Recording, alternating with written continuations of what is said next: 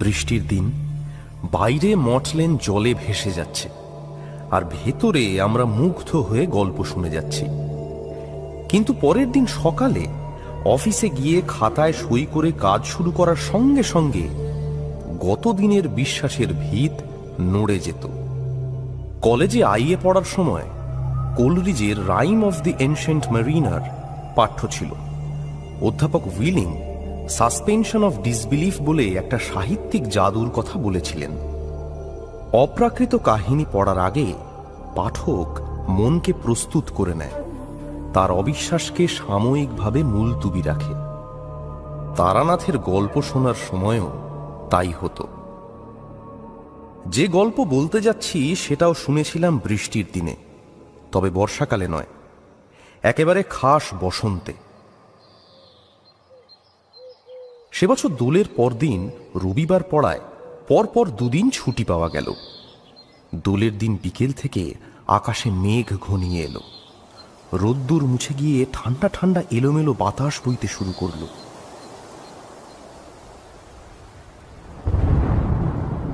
পরদিন অর্থাৎ রবিবার সকালে ঘুম ভাঙল মেঘের ডাকে। বেলা বাড়তে না বাড়তে নামল বৃষ্টি। মেসের ম্যানেজার ঘরে ঘরে জানিয়ে গেলেন একে ছুটির দিন, তাই বৃষ্টি নেমেছে। কাজেই দুপুরবেলা খিচুড়ি, মাছ ভাজা আর ডিমের বড়ার ব্যবস্থা হয়েছে। উল্লসিত মনে জলখাবার খেয়ে অতুলবাবুর ঘরে ব্রিজ খেলতে বসে যাওয়া গেল। দুপুরে খিচুড়ি ভক্ষণ করে উঠতেই মনের মধ্যে একটা চিন্তা খেলে গেল, তারানাথের কাছে গল্প শুনতে গেলে হয় না? এমন বৃষ্টি ভেজা ছুটির দিন, আজকেই তো আজগুবি গল্প শোনার প্রকৃষ্ট সময়। বন্ধু কিশোরী সেনকে আলাদা করে ডাকতে যাবার প্রয়োজন নেই। এতক্ষণে আকাশের অবস্থা দেখে সেও নিশ্চয়ই তারানাথের বাড়ি যাবার সিদ্ধান্ত নিয়ে ফেলেছে। বহুদিনের অভ্যেস তো, আমাদের পরস্পরের মাথায় টনক আছে। ঘণ্টাখানেক বিশ্রাম নিয়ে বিকেল 3:30 নাগাদ বেরিয়ে পড়লাম। মঠ লেনের মুখে এসে কিশোরীর সঙ্গে দেখা। মোড়ের মাথায় পানের দোকান থেকে সে তারানাথকে দেবে বলে পাসিং শো সিগারেটের প্যাকেট কিনছে। আমাকে দেখে হেসে বলল, টনক নড়েছে তাহলে? আমিও হাসলাম। তারানাথের সামনে আমরা সিগারেট খাই না, একান্ত নেশা চাপলে আমরা উসখুস করতে থাকি। তারানাথ বুঝতে পেরে বাড়ির ভেতরে চা বানাতে বলবার অছিলায় উঠে যায়। আমি আর কিশোরী বারান্দায় দাঁড়িয়ে ধূমপান করে আসি। এখন বেশ কিছুক্ষণ নেশা চেপে রাখতে হবে। দুটো খুচরো কাঁচি সিগারেট কিনে একটা আমাকে দিয়ে কিশোরী বলল, নাও ধরাও। দোকানটায় ভালো কাশির জর্দা পাওয়া যায়। কিশোরী পাসিংশ নিয়ে নিয়েছে, আমি তারানাথের জন্য কিছুটা জর্দা নিলাম। সে পানের নেশা করে না বটে, কিন্তু ভালো জর্দা পেলে মাঝে মাঝে 2 আঙুলে করে 1 চিমটি মুখে দেয়। কাঁচি সিগারেট শেষ করে আমরা এগুলাম। ঝিরঝিরে বৃষ্টির সঙ্গে এলোমেলো বাতাসের দাপটে আমাদের ছাতা উল্টে যাবার জোগাড় হচ্ছে। আপাতত ঘণ্টা 2-এর মধ্যে বৃষ্টি ধরবার লক্ষণ নেই। একদিক দিয়ে ভালোই হলো, গল্প চলবার সময় কেউ এসে বিরক্ত করবার সম্ভাবনা কম। তারানাথের বাড়ির সামনে এসে দেখি সে বারান্দায় দাঁড়িয়ে বৃষ্টি দেখছে। আমরা হাজির হতে সে হেসে বলল, মেঘ ঘনিয়ে এলেই আমি তোমাদের জন্য অপেক্ষা করি। তার দুজনে কি পরামর্শ করে এলে নাকি? না না, আপনার গলির মুখে এসে দেখা হয়ে গেল। বেশ বেশ, এসো। এই ভিজে গেছো নাকি? ও এমন কিছু নয়, এমনি একটু। দাঁড়াও, গামছা দিচ্ছি। গা মাথা ভালো করে মুছে ফেলো, আর ছাতা দুটো ওই কোণের দিকে মেলে রাখো। অতঃপর আমরা তারানাথের বৈঠকখানায় জমিয়ে বসলাম। আমাদের পকেট থেকে সিগারেট আর জর্দা বেরুতে তারানাথের মুখ প্রসন্ন দেখালো। আজ আর তাকে আলাদা করে গল্পের দাবি জানাতে হলো না।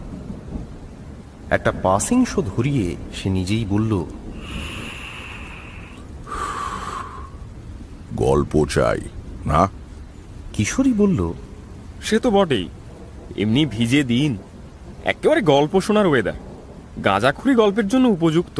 শুরু করুন। তারানাথ জ্বলন্ত চোখে কিশোরীর দিকে তাকালো। আমি প্রমাদ গুনলাম। আবার সেই কথা, গাঁজাখুরি, আমার গল্প গাঁজাখুরি। তাহলে শুনতে আসো কেন? বাজে গল্প না শুনলেই হয়। গেল বুঝি আজকের গল্পের আসর।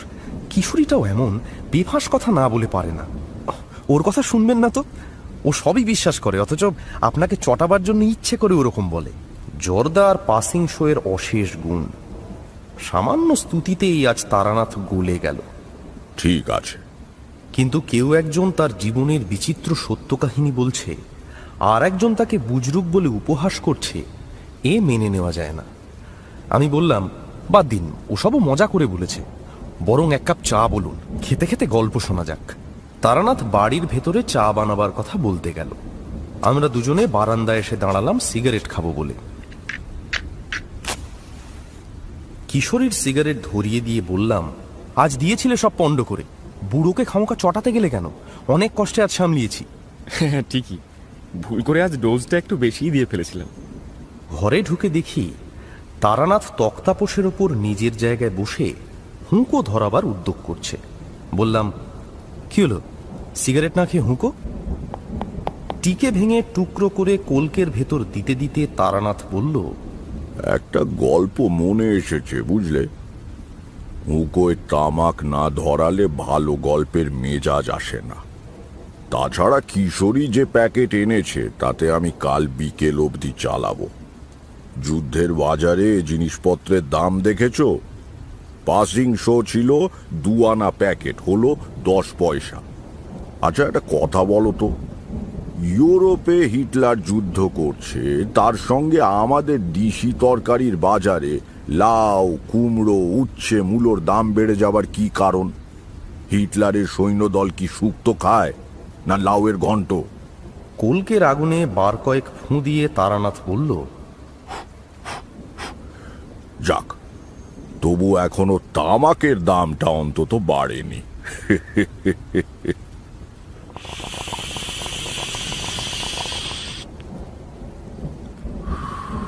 হুঁকোয় আরামের টান দিয়ে তারানাথ কিছুক্ষণ স্বপ্নালু চোখে একদিকে তাকিয়ে রইল। তারপর বলল, অনেক দিন আগের কথা বলছি। তখন আমি সদ্গুরুর সন্ধানে পথে পথে ঘুরে বেড়াই। মনে ভয়ানক বৈরাগ্য। বিয়ে থাওয়া করে সংসার তো পাতবই না, পারলে কখনো গৃহস্থ বাড়িতে আশ্রয় নেব না বা রাত কাটাবো না। দ্বিতীয়টা অবশ্য কখনো হয়ে ওঠেনি। মাঝে মাঝে বাধ্য হয়ে গ্রামের মধ্যে কোনো বাড়িতে থাকতে হয়েছে, কিন্তু সেটা আমার ইচ্ছের বিরুদ্ধে, অন্য কোনো উপায় নেই বলে। কেন, গৃহস্থ বাড়িতে থাকলে কি হয়? ছোঁয়াচ লাগে সংসারের, বৈরাগ্য নষ্ট হয়ে যায়। না না না, হেসো না, হেসো না। সংসারী মানুষের সংস্পর্শে বেশিক্ষণ থাকলে সংসার পেয়ে বসে। যে পথে বেরিয়ে পড়েছে তার পক্ষে জিনিসটা ভালো নয়। যাই হোক, এমন একবার ঘুরতে ঘুরতে সন্ধ্যের সময় এক গ্রামে গিয়ে হাজির হয়েছি। সারা দিন পথ হেঁটে শরীর খুব ক্লান্ত। ইচ্ছের বিরুদ্ধেই আশ্রয় নিলাম এক গেরস্থর বাড়িতে। যেচে যাইনি। গ্রামে ঢোকবার মুখে এক মুদিখানায় একটু বিশ্রাম করবার জন্য থেমেছিলাম। দোকানি বলল, দূর থেকে আসেন বুঝি? এদিকে আগে কখনো দেখেছি বলে তো মনে হচ্ছে না। তা কোথায় যাবেন? কোথাও যাব না ভাই, পথে পথে ঘুরে বেড়াই আর ভগবানের নাম করি। খুব তেষ্টা পেয়েছে, একটু জল খাওয়াতে পারো? হ্যাঁ নিশ্চয়ই। আপনি?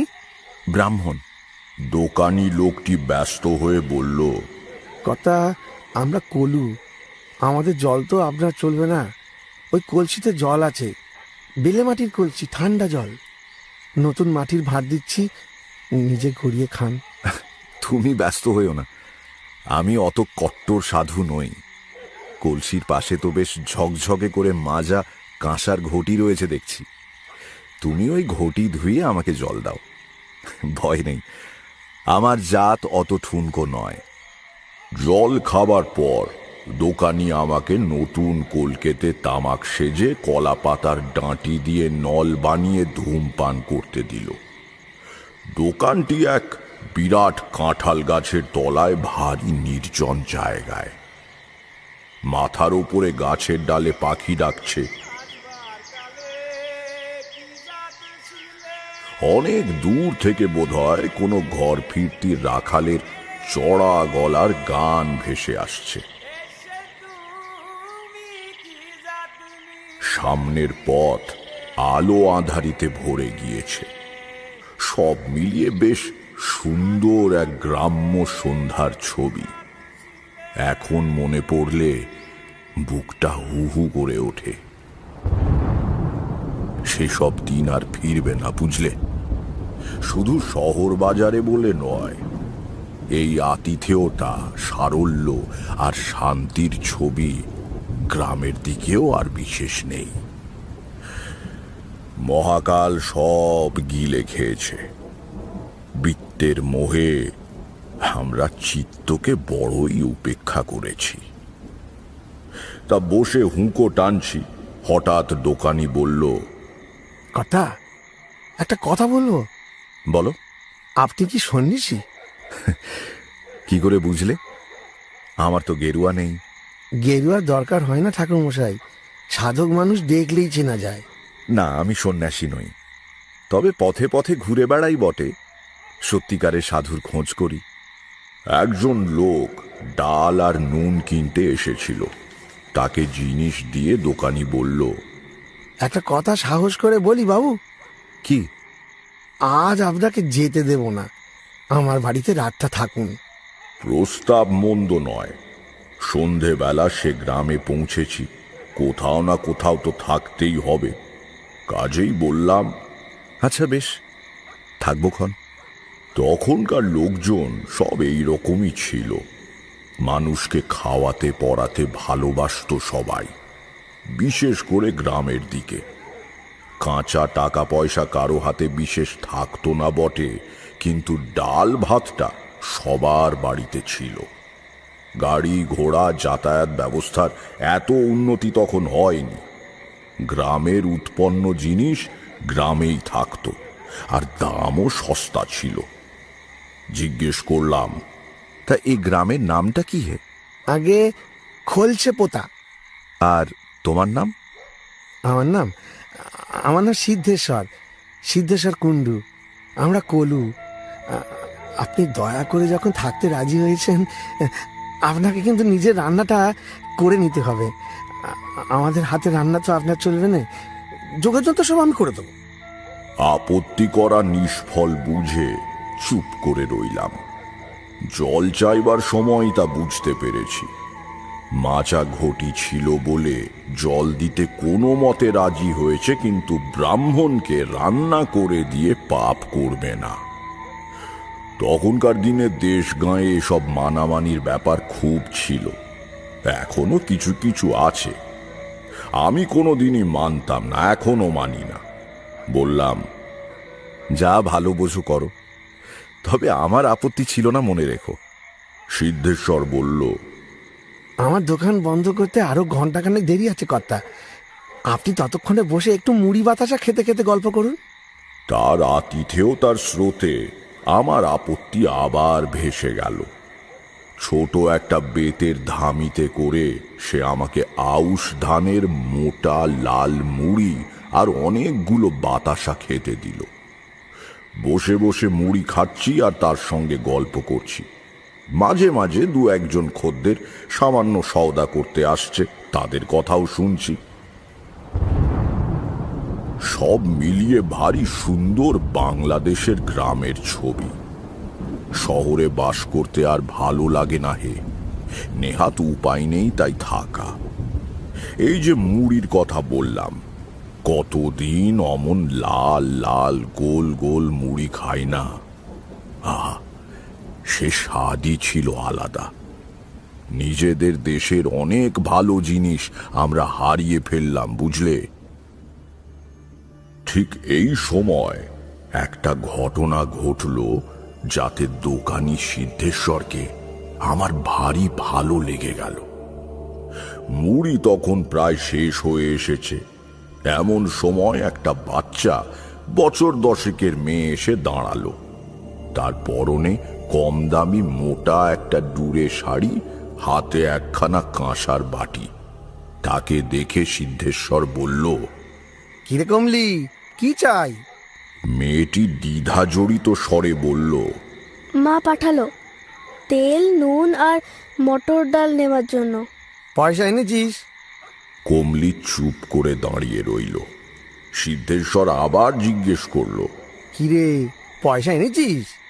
না সিধু কাকু, জানেন তো বাবা এখনো ফেরেনি, তাই মা বলল। তোর বাবা এখন কোথায়, কবে ফিরবে? বাবা কলকাতায়, মা ঠিকানা জানে না, তাই চিঠি দিতে পারছে না। কমলি মাথা নিচু করে রইল। তারপর একবার আর চোখে আমার দিকে তাকিয়ে আস্তে আস্তে ফেরবার পথ ধরল। পেছন থেকে সিদ্ধেশ্বর ডাকলো, এই শোন, কোথায় যাচ্ছিস? এদিকে আয়। জিনিস নিবি না? মা পয়সা দেয়নি যে। ঠিক আছে, নিয়ে যা। এতদিন পয়সাই যখন জমেছে তখন এটুকুতে আর কি হবে? বাড়িতে চাল আছে? আজকে রাত্রিরের মতো আছে। কালকের নেই? না। তাহলে চাল নিচ্ছিস না যে? দাঁড়া, 5-এর চালও দিয়ে দিচ্ছি, নিয়ে যেতে পারবি? খুকি ঘাড় হেলিয়ে জানালো সে পারবে। সিদ্ধেশ্বর জিনিস মাপছে, আর আমি তার দিকে ভরা মন নিয়ে তাকিয়ে রয়েছি। বাহ, বেশ ভালো তো মানুষটা। এমন খুব বেশি একটা দেখা যায় না। কমলি জিনিস নিয়ে চলে যেতে সিদ্ধেশ্বর আমার দিকে তাকিয়ে বলল, মেয়েটাকে দেখলেন কর্তা? বড় কষ্ট ওদের। বাপটা ঘুরে ঘুরে নানা রকম কাজ করে বেড়ায়, 9 মাসে 6 মাসে একবার বাড়ি আসে। বউটা কষ্ট দুঃখ করে সংসার চালায়। মেয়েটা খুব ভালো, মাকে সব কাজে সাহায্য করে। এইটুকু বয়স, অথচ বায়না নেই, কিচ্ছু নেই। তুমিও ভালো লোক সিদ্ধেশ্বর। মানুষকে ভালোবাসার চেয়ে বড় ধর্ম আর নেই। গ্রামের দিকে সন্ধ্যের পরেই একটু একটু করে লোক চলাচল কমে আসতে থাকে। শহরের মতো লোকজনের ভিড় বা বিজলি আলো নেই তো, কাজেই অন্ধকার নামবার কিছু পরেই দোকানপাট সব বন্ধ হয়ে যায়। সিদ্ধেশ্বরও দোকান বন্ধ করবার উদ্যোগ করতে লাগলো। প্রথমে সে পেতলের ছোট ধুনুচিতে টিকে নিয়ে সমস্ত দোকান ঘরে ধুনো দিল। পবিত্র গন্ধে ভরে গেল চারদিক। একটা বোতল থেকে গঙ্গা জল নিয়ে ছিটিয়ে দিল। তারপর হাতে সামান্য গঙ্গা জল নিয়ে কাঠের ক্যাশ বাক্সর ওপর বুলিয়ে নিল। ব্যাস, তার আজকের মতো বাণিজ্য শেষ। বিক্রি টাকা সঙ্গে নিয়ে দোকানে তালা লাগিয়ে সে বলল, চলুন ঠাকুরমশাই, এবার যাওয়া যাক। গ্রামে ঢুকেই পথের বাঁদিকে একটু গাছপালা ঘেরা জায়গায় সিদ্ধেশ্বরের বাড়ি। খড়ের ছাউনি, মাটির দেয়াল, কিন্তু খুব পরিচ্ছন্ন। বড় বড় 4-5খানা ঘর, মাঝখানে উঠোন, তুলসী মঞ্চ। উঠোনের একদিকে ছোট একটা ধানের গোলা। গোলার পাশে গোয়ালে 2টো গরুও রয়েছে দেখলাম। পল্লীগ্রামের মোটামুটি সম্পন্ন গৃহস্থালির রূপ। বাড়িতে ঢুকেই উঠোনের প্রান্তে একখানা মাঝারি খড়ে ছাওয়া চালা, সামনে দাওয়া। বুঝলাম সেটি চণ্ডী মণ্ডপ হিসেবে ব্যবহৃত হয়। সিদ্ধেশ্বর সেখানেই আমার থাকার ব্যবস্থা করে দিল। তার বাড়ির সকলে ভারী অতিথি বৎসল। খবর পেয়ে একে একে এসে আমাকে প্রণাম করে গেল। উঠোনের পাতকুয়ো থেকে জল নিয়ে হাত মুখ ধুয়ে শান্ত হয়ে বসলাম। একটু পরে সিদ্ধেশ্বরও এসে বসল। বলল, আরো কিছুক্ষণ বাদে রান্না শুরু করলেই হবে ক্ষণ। ততক্ষণ একটু তামাক খেয়ে নিন। ছেলেকে বলেছি নতুন হুকোয় জল ফিরিয়ে তামাক সেজে আনতে।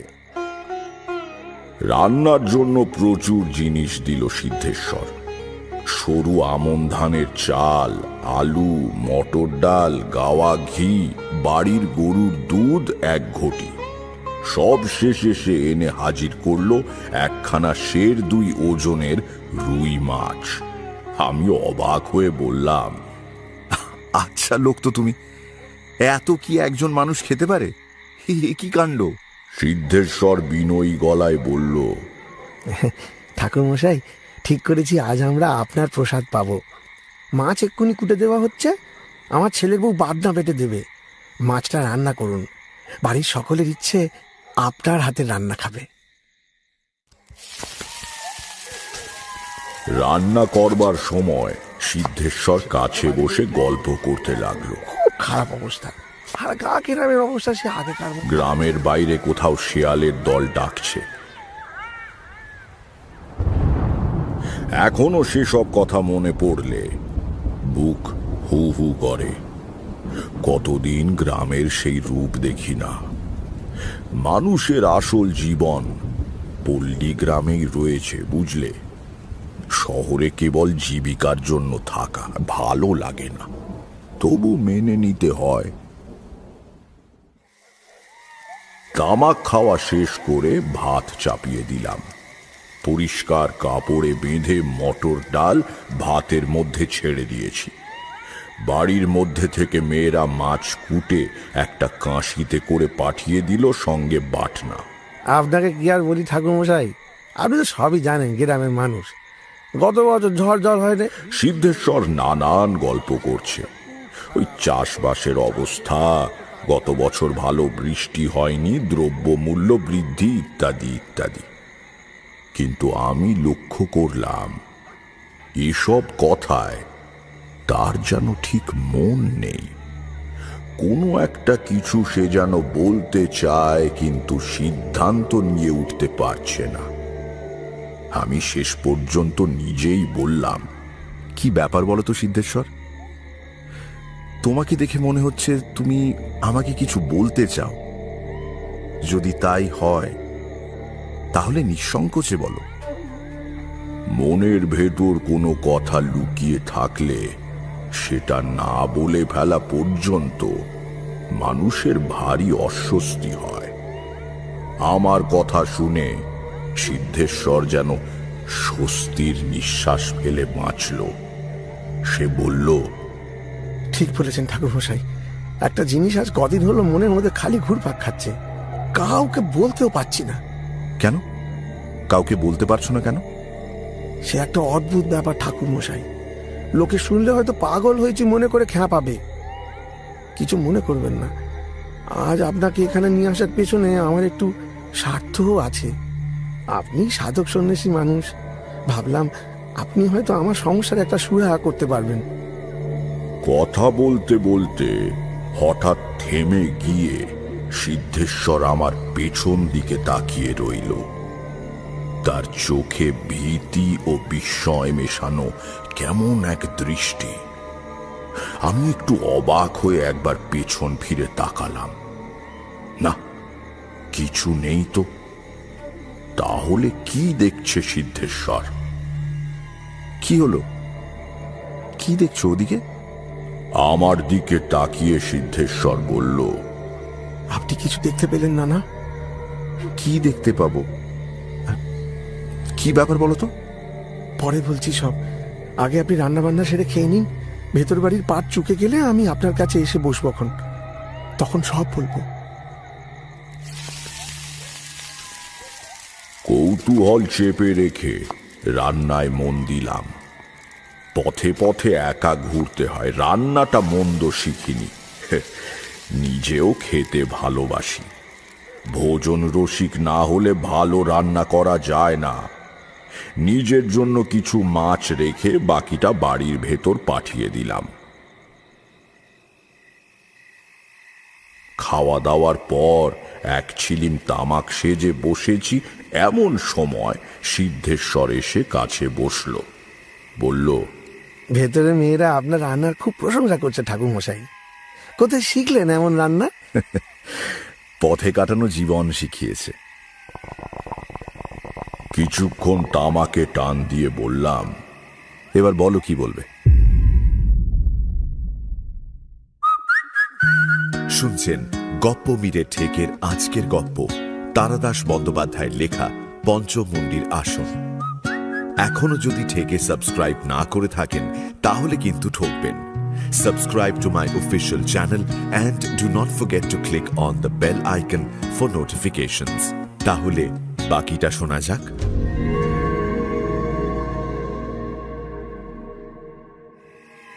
পাড়াগাঁয়ের রাত্রির নিঝুম হয়ে এসেছে। মৃদু হাওয়ায় কাঁপছে কেরোসিনের ডিবের শিখা। এক ধরনের রহস্যময় পরিবেশ তৈরি হয়েছে চারিদিকে। তারই মধ্যে সিদ্ধেশ্বর বলল, সমস্ত কিছু শুরু আজ থেকে মাসখানেক আগে। গ্রামের হরিসভায় সারা রাত সংকীর্তন ছিল, বাড়ির সবাই শুনতে গিয়েছে। তাদের ফিরতে বেশি রাত হবে। আমি দোকান বন্ধ করে বাড়ি এসে খাওয়া দাওয়া সেরে এই চালাটার নিচে এসে বসেছি। তখন রাত 9টা হবে। হঠাৎ মনে হলো ওই বেড়ার ধারে গাবতলাটায় কি যেন নড়ছে। ওখানে একটু ঝোপঝাড় মতো রয়েছে, দেখছেন তো? অন্ধকারে প্রথমে বুঝতে পারিনি, ভেবেছিলাম গোয়াল থেকে নতুন বাছুরটা বোধহয় ছাড়া পেয়ে বেরিয়ে গিয়েছে।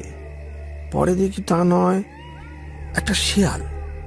শেয়াল বেড়ার বাইরে? আগে না, ভেতরে। সেটাও আশ্চর্য ব্যাপার। শেয়াল মানুষজনের সাড়া পেলেই পালায়, লোকজন রয়েছে দেখলে ধারে কাছে ঘেঁষে না। কিন্তু এই জানোয়ারটা ঘেঁটু আর কালকা সন্ধ্যের ঝোপ ঠেলে বেরিয়ে এসে আমার দিকে তাকিয়ে ঠায় দাঁড়িয়ে রইল। আমি মুখে হুস হুস শব্দ করে কয়েকবার তাড়া দিলাম। জন্তুটা তাতে একটুও চমকালো না। আমিও তাকিয়ে আছি, সেও তাকিয়ে আছে। কিছুক্ষণ বাদে সে আপনি পেছন ফিরে আবার ঝোপের ভেতর মিলিয়ে গেল। সিদ্ধেশ্বর থামতে আমি বললাম, শেয়াল সাধারণত মানুষ দেখলেই পালায় বা বাড়ির উঠোনের মধ্যে ঢোকে না, কিন্তু একটা সাহসী শেয়াল তো চলেও আসতে পারে। তাতে অবাক হওয়ার কি আছে? শুধু এই নয়, আরো ব্যাপার আছে ঠাকুর মশাই, শুনুন বলছি। কেবল ওই একদিন না, শেয়ালটা পরপর 4-5 দিন এলো। তাতেও আমি ভয় পেতাম না, কিন্তু শেষ দিন একটা অদ্ভুত ঘটনা ঘটলো। আগে থেকেই সেদিন কয়েকটা ঢিল জোগাড় করে হাতের কাছে রেখেছিলাম। প্রাণীটা আসতেই একটা ঢিল নিয়ে তার দিকে ছুঁড়ে মারলাম। প্রথমটা লাগলো না, দ্বিতীয়টা বললে বিশ্বাস করবেন না, শেয়ালটা শরীরের ভেতর দিয়ে সোজা গলে গেল, কোনো কিছুতেই ঠেকলো না। সিদ্ধেশ্বর চুপ করল। দেখলাম তার চোখে মুখে ভীতির ভাব ফুটে উঠেছে। আমিও তখন একটা অপ্রাকৃত রহস্যের ঘ্রাণ পেয়েছি।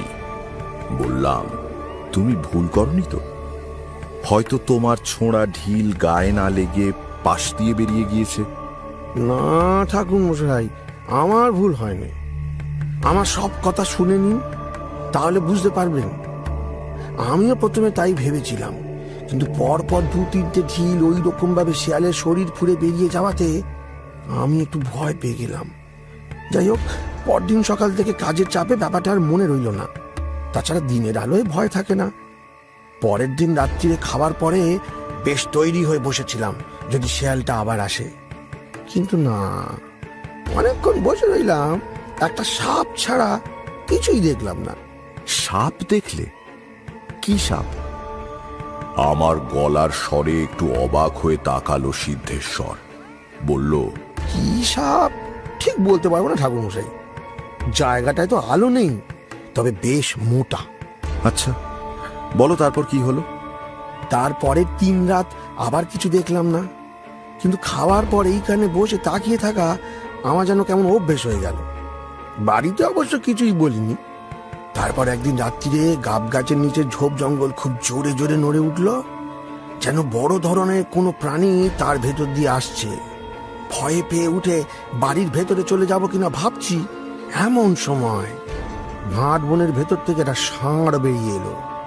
ভাবুন ঠাকুর মশাই, বাড়ি বেড়া দিয়ে ঘেরা, বেড়ার আগুন আমি নিজের হাতে বন্ধ করেছি, তাহলে ষাঁড়টা ঢুকলো কোথা দিয়ে? আগের মতন শেয়াল বা সাপ নয় যে বেড়ার ফাঁক দিয়ে গলে আসবে। আমার খুব রাগ হয়ে গেল জানেন। ওই দেওয়ালের গায়ে হেলান দিয়ে রাখা লাঠিটা নিয়ে তাড়া করে যাবো বলে উঠে দাঁড়াতেই ষাঁড়টা পিছু হেঁটে ঝোপের মধ্যে মিলিয়ে গেল। সঙ্গে সঙ্গে সেখানে গিয়ে দেখি কোথাও কিছু নেই, বেড়াও ভাঙা নয়, কিচ্ছু নয়। ওই অত বড় প্রাণীটা কি বাতাসে মিলিয়ে গেল। আমি ততক্ষণে ব্যাপারটা কিছু কিছু বুঝতে শুরু করেছি। হুগলিতে গঙ্গার ধারের একটা শ্মশানে একবার এক তান্ত্রিক সন্ন্যাসী আমাকে এই রকম একটা ঘটনা শুনিয়েছিল। পরে পড়াশুনো করতে গিয়ে তন্ত্রশাস্ত্রের পুঁথিতেও এর উল্লেখ পেয়েছি। বললাম, তারপরে কুকুরটাকে কবে দেখলে? কুকুরটাকে এই দুদিন পর। হঠাৎ থেমে গিয়ে সে অবাক চোখে তাকিয়ে বলল, কিন্তু আপনি কি করে জানলেন কুকুরের কথা? সত্যি বলুন তো, আপনি কি কিছু বুঝতে পেরেছেন? পরে বলছি, আগে তোমার কথা শেষ করো। আর বেশি কিছু নেই। একই রকম ভাবে একদিন একটা কুকুর দেখলাম। মনটা বড় কু গাইছে ঠাকুর মশাই, বিশেষ করে আজ। জানতাম সিদ্ধেশ্বর কি বলবে, তবু জিজ্ঞেস করলাম, আজ আবার কি হলো?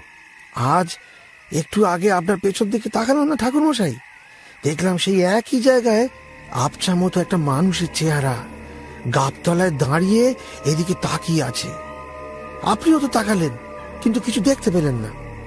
তামাকের কলকেটা শেষ হয়ে গিয়েছিল। হুঁকো বৈঠকের ওপর নামিয়ে রেখে বললাম, এই বাড়িতে তুমি কতদিন আছো? এটা কি তোমার পৈতৃক বাড়ি? আগে না, আমার আদি বাড়ি এখান থেকে 15-16 মাইল দূরের গ্রাম আকাইপুরে। আমার অবস্থা বিশেষ ভালো ছিল না ঠাকুর মশাই। শ্বশুর মশাই মারা যাওয়ার পর জমি জমা সম্পত্তি ভাগ হবার সময় আমার বউ এই জমিটা পায়। আমিও এখানে বাড়ি তৈরি করে আকাইপুরের বাস তুলে চলে আসি। তার আগে এই জমিতে কি ছিল? কিচ্ছু ছিল না, ঝোপ জঙ্গলে ভরা খালি জমি পড়েছিল। একটু চুপ করে থেকে বললাম, তোমার ভয় নেই সিদ্ধেশ্বর? এখানে একটা অদ্ভুত ব্যাপার ঘটছে বটে, কিন্তু তাতে তোমার কোনো ক্ষতি হবে না। আমি সব ঝামেলা মিটিয়ে দিয়ে যাব, কিন্তু তার জন্য তোমার এখানে আমাকে 2-1 দিন থাকতে হবে। তোমার আপত্তি নেই তো? সিদ্ধেশ্বর হাত জোড় করে বলল, আপনি কি বলছেন ঠাকুর মশাই? এ তো আমার সৌভাগ্য। আপনি যতদিন ইচ্ছে থাকুন, কিন্তু ব্যাপারটা কি বলুন তো? সব বলবো, আর একটু সময় দাও।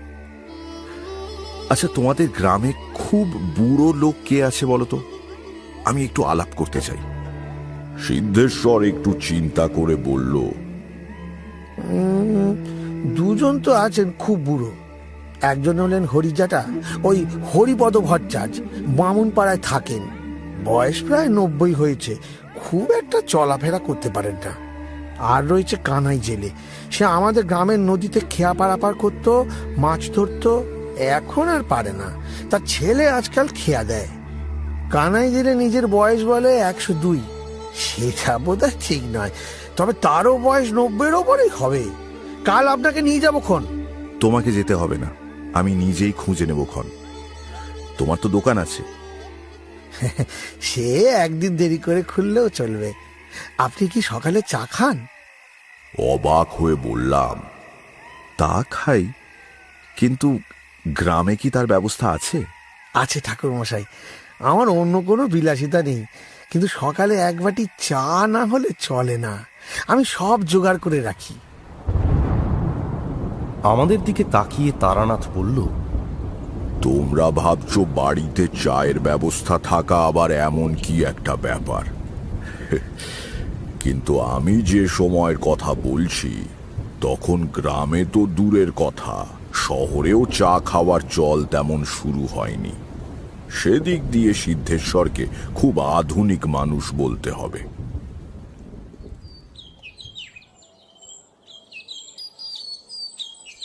পরের দিন ভোরে ঘুম ভাঙল দোয়েল পাখির ডাকে। তখনও ভালো করে আলো ফোটেনি। চণ্ডী মণ্ডপের পাশে একটা ঝাঁকড়া ডুমুর গাছের ডালে বসে গান গাইছে পাখিটা। এখনো যেন কানে সেই মিষ্টি ডাক ভেসে আসছে। উঠোনের পাতকুয়োর জলে মুখ হাত ধুয়ে নিলাম। একটু পরেই সিদ্ধেশ্বর চা নিয়ে এলো। সে বেচারি ভেবেছে আমি সাধক সন্ন্যাসী মানুষ, আমাকে কি তাদের ব্যবহার করা পাত্রে চা দেওয়া উচিত হবে? গতকালও রাত্রিরে সে নতুন কলা পাতা কেটে এনে আর মাটির গেলাসে আমার খাওয়ার ব্যবস্থা করেছিল। আজ সকালে দেখি সে পাথরের বাটিতে করে চা নিয়ে এসেছে। এই নিন চা। তুমি খাবে না? আপনি আগে খেয়ে নিন, আমি পরে ভেতরে গিয়ে খাচ্ছি। চা খাওয়া হলে আমরা দুজন বেরুলাম বামুন পাড়ার দিকে। জায়গাটা বেশি দূরে নয়, পাড়ায় ঢুকেই বাঁদিকে হরিপদ ভট্টাচার্যের বাড়ি। একজন অতি বৃদ্ধ মানুষ বাইরে রোয়াকে পাতা তক্তাপোষের ওপর বসেছিলেন। আমাদের দেখে চোখ কুঁচকে যেভাবে তাকালেন তাতে বুঝলাম আজকাল আর ভালো দেখতে পান না। বললেন, কে কে এলে? আগে আমি সিদ্ধেশ্বর, একটু দরকার এলাম আপনার কাছে। তুমি সিধু, সঙ্গে এটি কে? আগে আমার নাম তারানাথ চক্রবর্তী।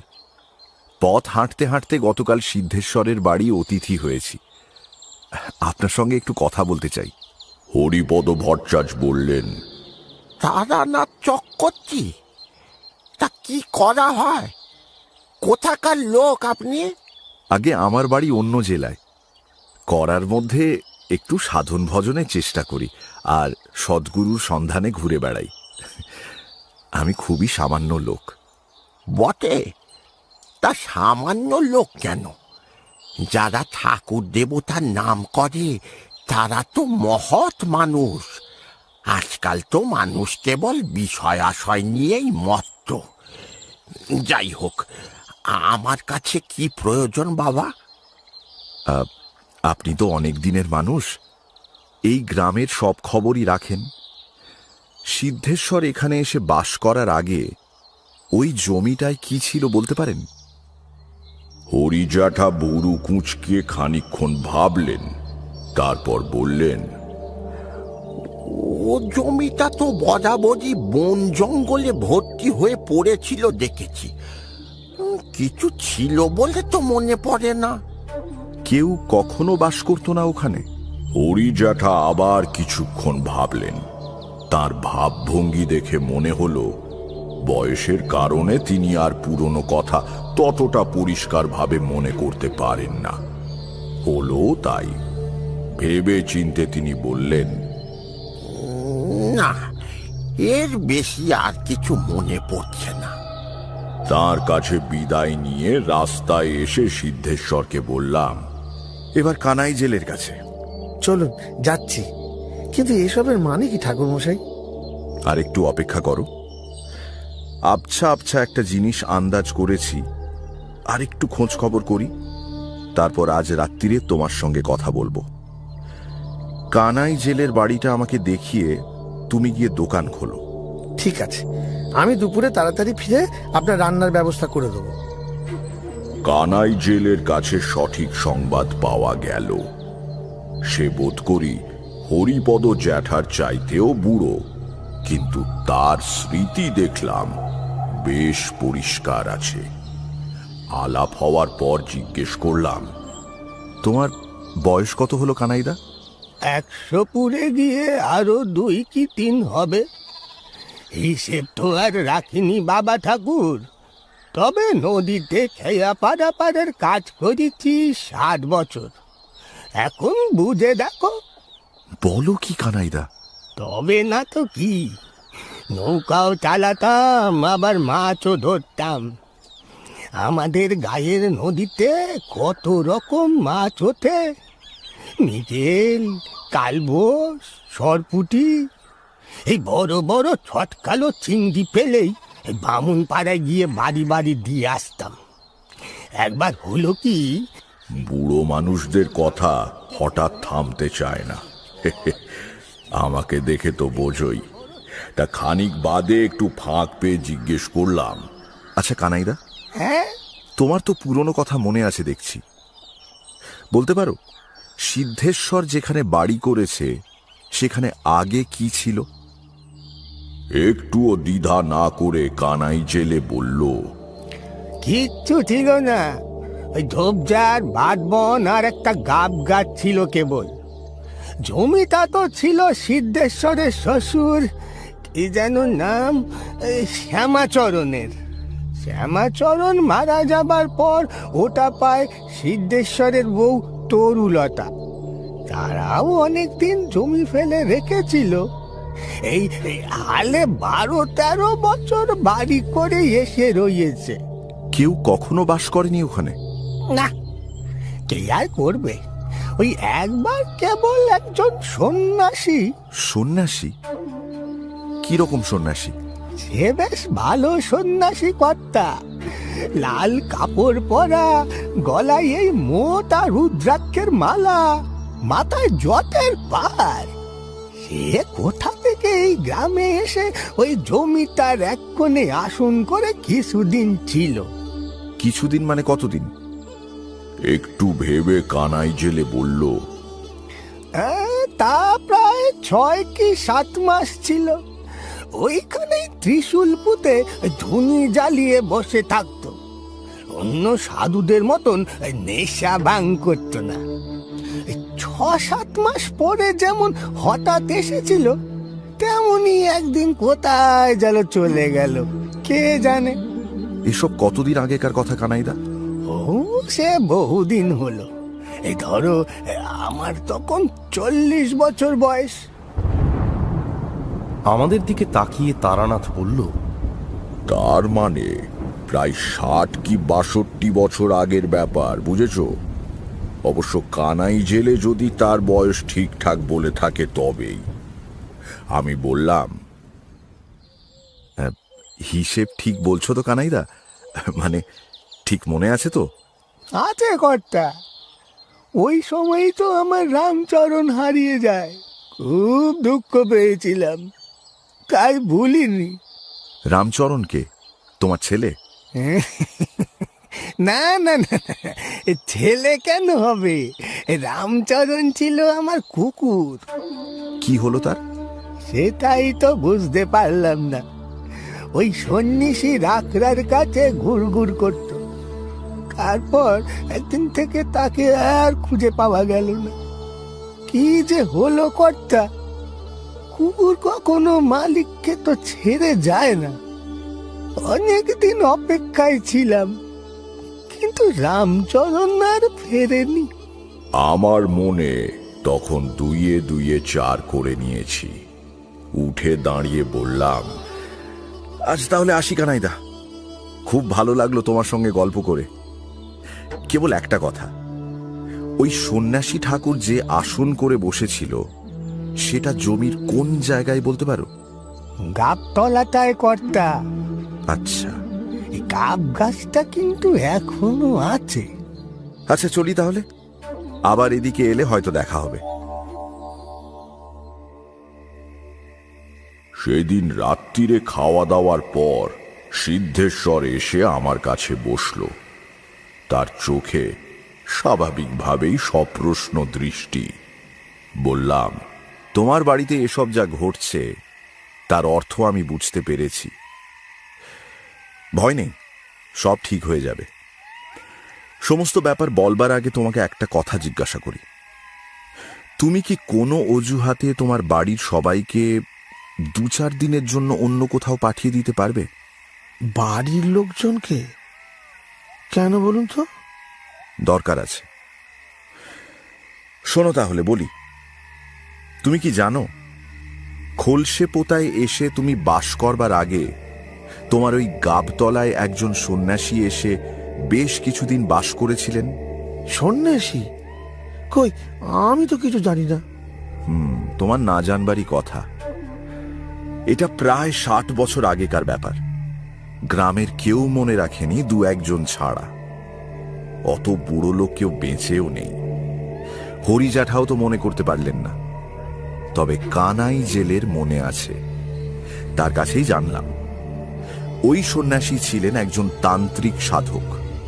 গাবতলায় তিনি পঞ্চমুণ্ডির আসন করে বসেছিলেন।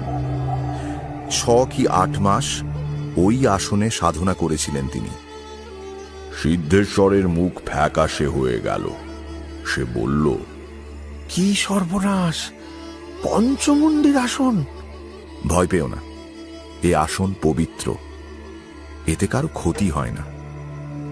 কিন্তু নিয়ম হচ্ছে সাধনা শেষ হলে আসন ভঙ্গ করে দিতে হয়, আর এই সন্ন্যাসী তা করেননি।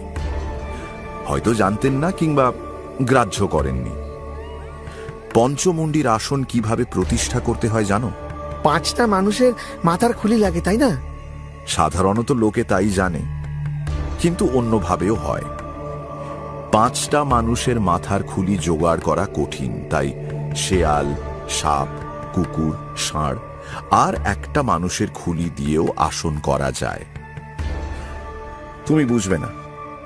যোগিনী তন্ত্রম নামে একটা পুঁথি আছে, তার 5ম পটলে মানে অধ্যায়ে লেখা আছে, শিবা সর্প সারমেয় বৃষভানাং মহেশ্বরী নরমুণ্ডং তথা মধ্যে পঞ্চমুণ্ডানি হিরিতম।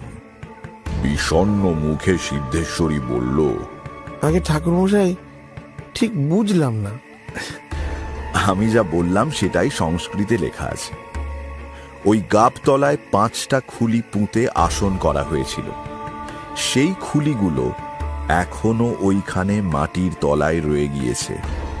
সাধু আসন ভঙ্গ করেনি বলে ওই 5টা প্রাণীরও মুক্তি হচ্ছে না। যে কোনো সাধকের পক্ষে এটা খুবই অন্যায়। নিজের সাধনা শেষ করে চলে গেল, কিন্তু জীবগুলোর মুক্তির ব্যবস্থা করে গেল না। সেই জন্য ওই প্রাণীরা তোমাকে দেখা দিয়ে তাদের করুণ অবস্থার কথা জানাচ্ছে। মাটি খুঁড়ে খুলিগুলো বের করে নদীর জলে বিসর্জন দিলে ওদের আত্মার মুক্তি হয়ে যাবে। বিস্ময়ে সিদ্ধেশ্বরের চোখ গোল হয়ে উঠেছে। সে বলল, তাই যদি হবে তাহলে এরা আরো আগে দেখা দিল না কেন? আমি তো অনেক দিন এ গ্রামে বাস করছি। খুব গুরুত্বপূর্ণ এবং বুদ্ধিমানের মতো প্রশ্ন করেছে সিদ্ধেশ্বর। বললাম, ব্যাপারটা নিয়ে আমিও ভেবেছি, বুঝলে। আমার বিশ্বাস এর পেছনে তোমার ভাগ্য দেবতার হাত রয়েছে। এর আগে যদি তুমি এদের দেখতে পেতে, তাহলে কেবল ভয়ই পেতে। এসবের মানেও বুঝতে পারতে না, কোনো প্রতিকারও করতে পারতে না। তোমার বাড়িতে আমি এসে অতিথি হব, এটা স্থির হয়েই ছিল। হয়তো ঈশ্বরই ঠিক করে রেখেছিলেন। তার ঠিক 1 মাস আগে থেকে তুমি প্রাণীগুলিকে দেখতে শুরু করেছ। আমিও এসে পড়লাম, সব শুনলাম। এবার তাদের মুক্তির উপায় হয়ে যাবে। তার জন্য এতদিন অপেক্ষা? এসব কে করায় ঠাকুরমশাই? জানি না সিদ্ধেশ্বর, তবে সেটা জানবার জন্যই তো পথে পথে ঘুরি। যাই হোক, তোমার পরিবারের সকলকে 3-4 দিনের জন্য কোথাও পাঠিয়ে দেবার ব্যবস্থা করো। মাটি খুঁড়ে ওই খুলিগুলোকে বের করে আমাদের নদীতে ফেলতে হবে। বাড়ির বাচ্চাদের বা মেয়েদের সামনে সেটা করা উচিত হবে না, তারা ভয় পেয়ে যাবে। তাতে কোনো অসুবিধা হবে না কথা। আমার বউ কদিন ধরে এই বাপের বাড়ি যাওয়ার জন্য বায়না ধরেছে। পরশুই ওদের সেখানে পাঠিয়ে দিচ্ছি। 2 দিন পরে তার পরিবারের সকলে রওনা হয়ে গেলে সিদ্ধেশ্বর বলল, এবার কর্তা? হ্যাঁ, এসো। কাল সকালেই কাজটা করে ফেলি, দেরি করে লাভ নেই। একটা মজুর ডেকে নেবো ঠাকুরমশাই। কত মাটি কাটতে হবে কে জানে। পাগল নাকি? এক্ষুনি সারা গ্রামে ব্যাপারটা রটে যাবে। গ্রামের লোকেদের তো চেনই, তারা তোমার বসত ভিটের অপবাদ ছড়াতে শুরু করবে। সিদ্ধেশ্বর, যতই পরিশ্রম হোক তোমাকেই এই কাজ করতে হবে। দরকার হলে আমিও হাত লাগাবো। না না, তার প্রয়োজন হবে না কর্তা, সে আমি একাই পারবো। পরের দিন সকাল থেকে সিদ্ধেশ্বর কোদাল আর নিড়ানি নিয়ে কাজে লেগে গেল। সঙ্গে আমিও রইলাম। সত্যি কথা বলতে কি, মনে একটু আশঙ্কাও হচ্ছিল।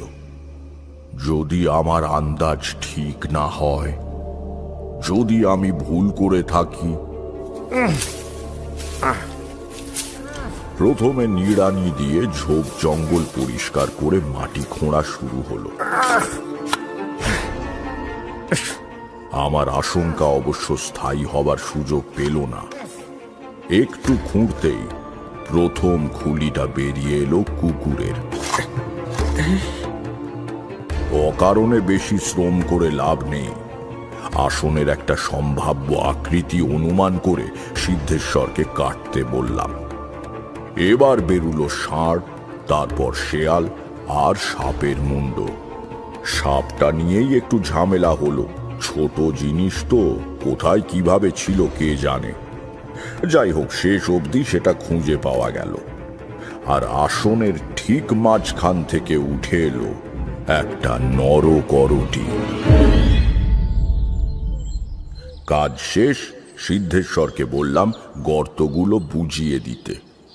খুলিগুলোকে একটা চটের বস্তায় ভরে রাখা হলো। দাওয়ায় এসে বসে এক ছিলিম তামাক ধরালাম। কোদাল নিড়ানি রেখে সিদ্ধেশ্বর কাছে এসে বসে গামছা দিয়ে মুখ মুছে বলল, এবার এগুলো নিয়ে কি করা যায় কর্তা? মাঠের দিকে কোথাও নিয়ে গিয়ে পুঁতে দেবো? দূর পাগল, এক জায়গায় মাটির তলা থেকে তুলে অন্য জায়গায় পুঁতে দিলে তো সেই একই ব্যাপার হবে, কেবল জায়গা বদল হবে মাত্র। বদ্ধ আত্মার মুক্তি হবে না।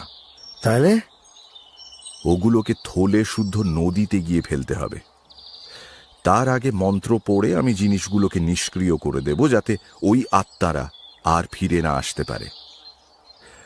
আচ্ছা সিদ্ধেশ্বর, কানাই জেলের ছেলেকে আজ বিকেলের দিকে একটু পাওয়া যাবে? কিছুক্ষণের জন্য তার নৌকোটা আমাদের চাই। সে অসুবিধা হবে না, আমি এখনই গিয়ে বলে আসছি। কিন্তু কেন কর্তা? বুঝলে না, করটি শুদ্ধ থলেটা নদীর পাড়ের কাছে ফেলা চলবে না। তোমাদের নদীতে খুব বেশি স্রোত খেলে না। ওটা যেখানে ফেলা হবে সেখানেই থেকে যাওয়ার সম্ভাবনা। অন্তত কয়েকদিন তো থাকবে বটেই। স্নান করতে নামলে লোকের পায়ে লাগবে, নানা রকম কথা রটবে। গ্রামের দু একজন আজ আমাদের খোঁড়াখুড়ি করতে দেখেছে, কে কোথা দিয়ে কি আন্দাজ করে তা ঠিক কি। তার চাইতে নৌকো করে ঘাট থেকে কিছু দূরে গিয়ে নদীর মাঝখানে বিসর্জন দেওয়া ভালো। কানাই জেলের ছেলে যে দেখবে, তাকে আমি বলবো আজ তোমাদের বাড়ি আমি সস্তায়ন করেছি, সেই পুজোর জিনিসপত্র ফেলা হলো। থলে না ফেলে আলাদা কাপড়ে জড়িয়ে নেব ক্ষণ। সিদ্ধেশ্বর নৌকো ঠিক করে এলো। তাকে বললাম, আজ আমরা রান্না করব না। চিঁড়ে, দই, কলা আর সন্দেশ পাওয়া যাবে তো? খুব পাওয়া যাবে, আমি এখনই নিয়ে আসছি। দাঁড়াও, আগে যেও না। ওই পথে আরেকটা কাজ করে এসো। কমলিদের সঙ্গে তোমার সম্পর্ক কি রকম? তুমি কোনো অনুরোধ করলে রাখবে? সিদ্ধেশ্বর একটু অবাক হয়ে বলল, কমলি আমাদের গ্রামে, যাকে সেদিন আমার দোকানে দেখেছেন? খুব ভালো সম্পর্ক। ওর বাবা বাড়ি না থাকলে আমি ওদের দেখাশোনা করি বলে কমলির মা আমাকে খুব মানে। কেন কথা? কমলির মাকে বলে এসো আজ বিকেলে অল্প কিছুক্ষণের জন্য যেন মেয়েকে পাঠিয়ে দেয়। বলো যে দুপুরে তোমার বাড়ি একটা পুজো হয়েছে, তার জিনিসপত্র কোনো বাচ্চা মেয়েকে দিয়ে নদীতে ফেলতে হবে, তাই ওকে একটু চাই। আমাদের দিকে তাকিয়ে তারানাথ বলল, এটা কেন করলাম জানো? বদ্ধ জীবাত্মাকে মুক্তি দেওয়া মহাপুণ্য কর্ম। যে করে তার সব দিক দিয়ে খুব উন্নতি হয়। তাই ভাবলাম কমলিদের খারাপ অবস্থা যাচ্ছে, দেখি না যদি ওদের কিছু মঙ্গল হয়। কমলির মা সরলা গ্রাম্য বধূ, সে কোনো প্রশ্ন না তুলে মেয়েকে পাঠিয়ে দিল। নৌকো ছিল গ্রামের ঘাটে বাঁধা। সবাই মিলে নৌকোয় উঠলাম। চারদিকে বিকেলের শান্ত পরিবেশ, নদীর জলে সামান্য স্রোতের টান।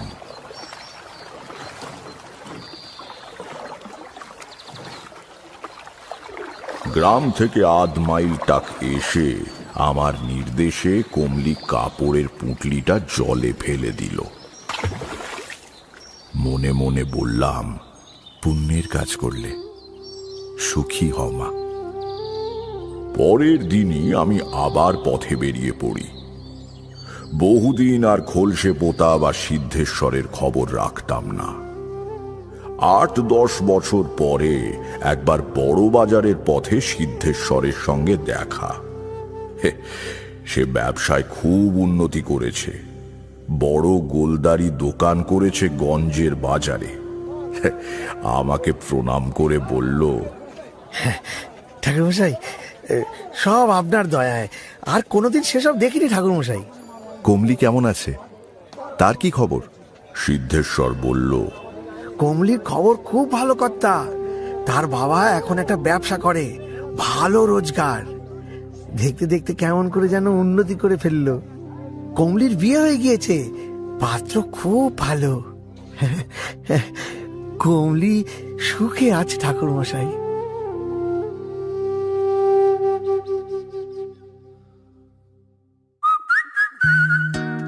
এখনকার মতো গপ্প মিলে ঠেকের সময় শেষ। পরের সপ্তাহে আরো একটা নতুন গপ্প নিয়ে আসবো আমি। Till then, like, share and subscribe to my channel and don't forget to click on the bell icon for notifications. নিজে তো শুনছেনই, সঙ্গে বন্ধুদেরও জানান। প্রত্যেক শনিবার রাত 9টায় আমি মীর নিয়ে আসি গপ্প মিলে ঠেক, আপনার গপ্পের প্লেলিস্ট।